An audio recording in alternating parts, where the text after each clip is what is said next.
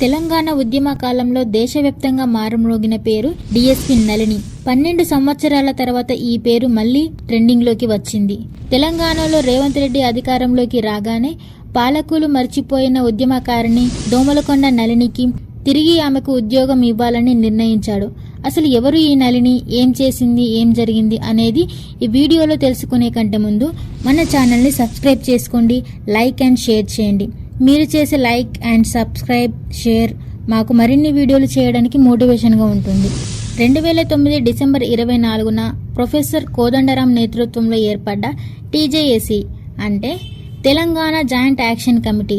ఈ టీజేఏసీ నిర్వహించిన సహాయ నిరాకరణ, మిలియన్ మార్చ్, పల్లె పల్లె పట్టాలపైకి, తెలంగాణ మార్చ్, సడక్ బంద్ లాంటి ఎన్నో కార్యక్రమాల్లో భాగంగా విద్యార్థులు, ఉద్యోగులు, న్యాయవాదులు, మహిళలు తెలంగాణ రాష్ట్ర సాధనకై చురుగ్గా పాల్గొన్నారు. అలాంటి ఉద్యమ స్ఫూర్తి ఉన్న తన అక్క చెల్లెళ్ళు, అన్నతమ్ముల లాంటి వారిపై డీఎస్పీగా ఉన్న నళిని లాఠీచార్జ్ చేయలేనంటూ తన ఉన్నతాధికారులకు తేల్చి చెప్పారు. 2012లో చోటు చేసుకున్న ఈ ఘటన యావత్ దేశం దృష్టిని ఆకర్షించింది, పాలకులను సైతం కదిల్చింది. ఉన్నతోద్యోగాన్ని వదిలేసి ఉద్యమంలో భాగమయ్యారు నళిని. ఢిల్లీలో 2 సార్లు దీక్షకు సైతం కూర్చున్నారు. 2011 డిసెంబర్ 4న ఉన్నతాధికారులు సస్పెండ్ చేశారు. అన్ని పేపర్లలో సస్పెన్షన్ ని హైలైట్ చేస్తూ ఈమె దేశద్రోహురాలు అంటూ వార్తలు రాశారు.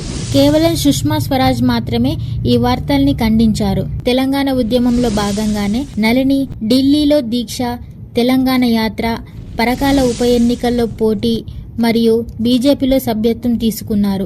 ఏదైతే తెలంగాణ ఆవిర్భావం జరగాలని తను కోరుకుందో 2014లో వచ్చింది. కానీ 2014 తర్వాత తను ఏమైంది? 2014 నుండి 2023 మధ్య కాలంలో ఎంతో మంది తెలంగాణ రాష్ట్ర ఆవిర్భావానికి వ్యతిరేకంగా ఉన్న వారు కూడా అధికారాలను, రాజభోగాలను అనుభవించారు. కానీ నిజమైన ఉద్యమకారిణి నళినికి న్యాయం ఎందుకు జరగలేదు? కాలం రివర్స్ అయ్యి సీఎం రేవంత్ రెడ్డి నేతృత్వంలో ఉద్యమకారులను గుర్తించే వేటలో భాగంగా నళినికి తిరిగి తనకి ఉద్యోగం ఇచ్చే విధంగా సీఎం సిఫార్సు చేశాడు.